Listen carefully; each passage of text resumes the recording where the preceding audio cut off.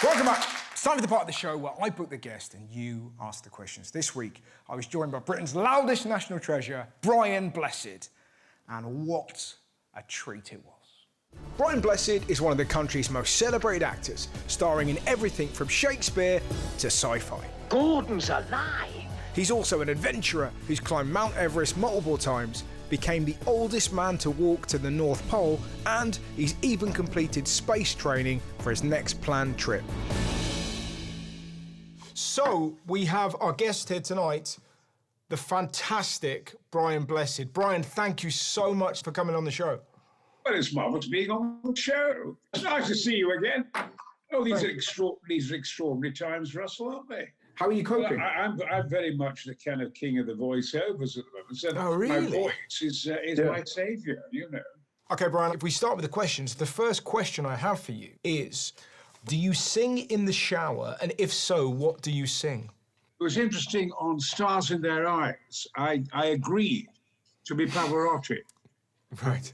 You know, and when they made me up and put the black wig on and things and black in my beard, and I came on in the midst, and the audience applauded because I looked so just like him.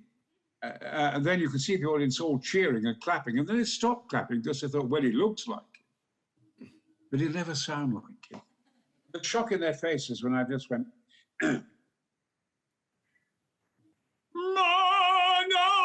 cielo che bello in me, oh sole mio, stai in fronte a te, stai in fronte a te. And the audience was stunned, and I wanted Of course. There's something about that song as well, it just evokes World Cup 90. Yes. You know, and you sort of like Roberto Baggio. Ugh. Next question. Why are you so relentlessly positive? Well, I have, from being a baby, a child, I have a great love of life. Yes. I absolutely adore life. I can't wait for the day to start. I can't wait for the sun to come up. And I enjoy being with people. I love gardening. I've got a huge garden that I do a massive amount of that would Monty Don would love to see. I'm all that. And so I just love life. I love adventure. I can't wait to get back to Mount Everest. I can't wait to go to space. People say to me, Brian, is it not dangerous going on my adventures? And I've always said, well, the greatest danger in life is not taking the adventure. That's the great danger. Wow. I've been lucky to meet people like the Dalai Lama, who's my age. I was alone with the Dalai Lama because he blessed me for Everest. Of course, everyone asks him about reincarnation, but I asked him about his sex life. Did you do with sex? Yeah. He went, whoa! No one asked me questions like that. He said, yes, sometimes, you know, Brian, I think of a beautiful woman. And then he said, I do my mantras louder, and then I take a cold shower. And it has a very good effect on me. But I often miss beautiful women. Now, let's have a look at a video question. He famously punched a polar bear in the face. But what human being or person would you personally punch in the face? I mean, but I did punch a polar bear. It was, we're going to the magnetic North Pole. And we were pursued by polar bears. And they tore into the tent, this big female. And because they wanted to shoot it, we had to have gun. I said, nobody shoots anything here. We don't kill anything. And this is its land. And this polar bear did stick its head through it. It's very dangerous. They can kill you in a second. And I just roared with my huge voice and punched it on the nose. And it ran away. And I saved its life, thank God. But who would I punch in the face? Anyone who abuses animals. Yeah. I would punch them in the face unreservedly. And I can hit like Rocky Marciano still. I bet. I was Yorkshire schoolboy boxing champion. Any bugger who is cruel to animals, I would on the spot bash. Absolutely. Ugh. Now, I've got a question here from Daniel Jacks who says, can you ask Brian if the climbing Mount Everest taking a poo story is true?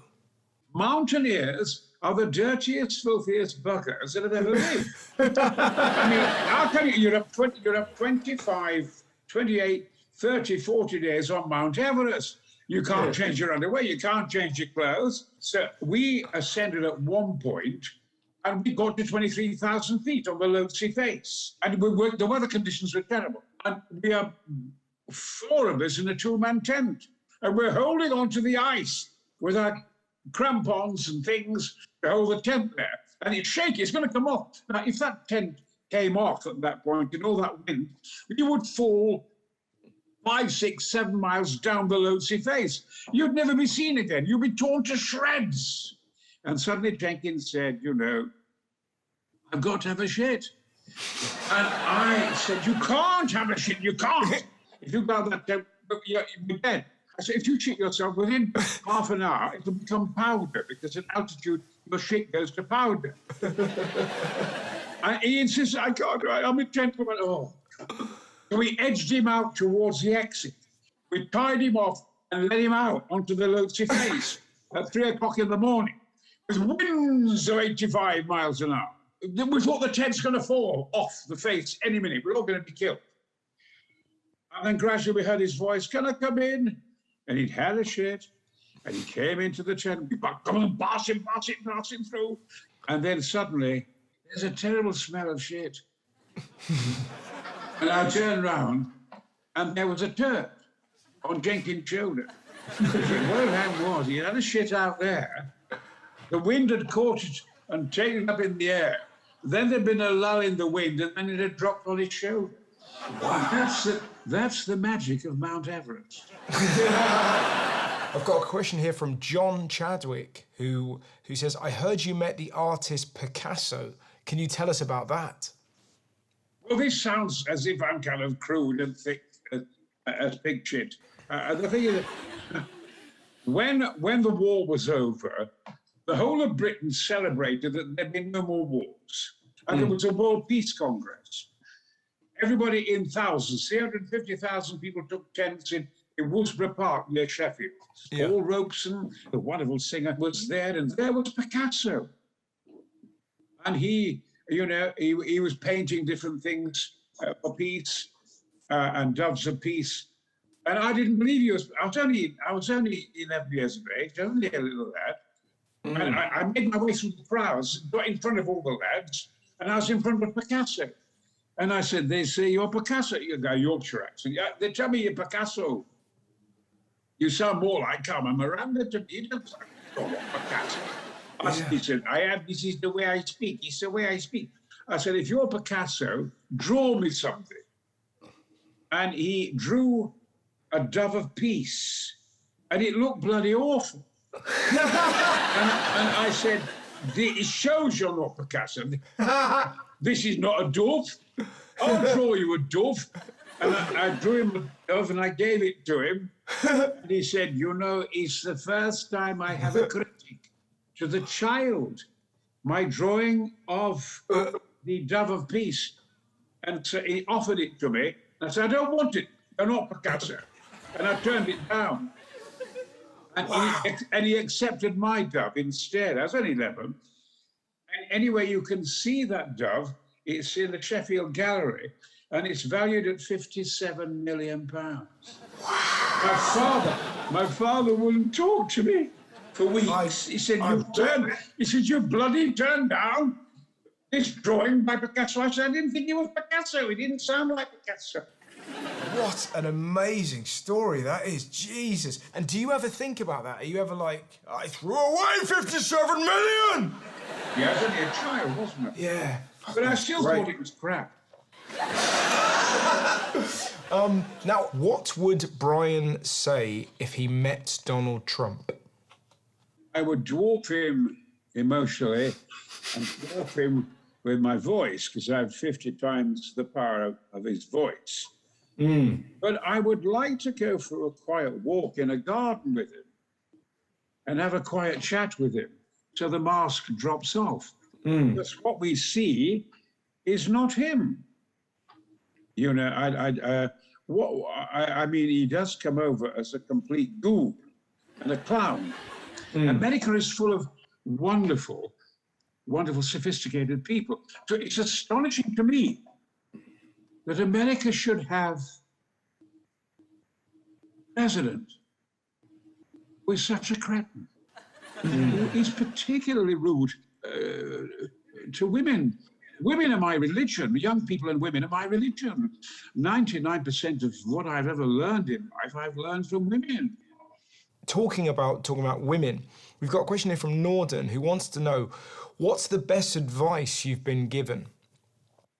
To honor and revere talent, never to be jealous of it, but to admire people's talent and gifts. I was told early on, and I've always held it in my mind, and I say it to audiences, that there is no one like you, Elton. That's my thing. Nature doesn't cheat.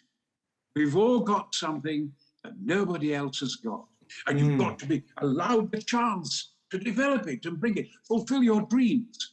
And don't let the bastards grind you down. I love that. I think that's so wise. This is the last video question. Oh, hello. Hello, Brian. Nice Big face. fan.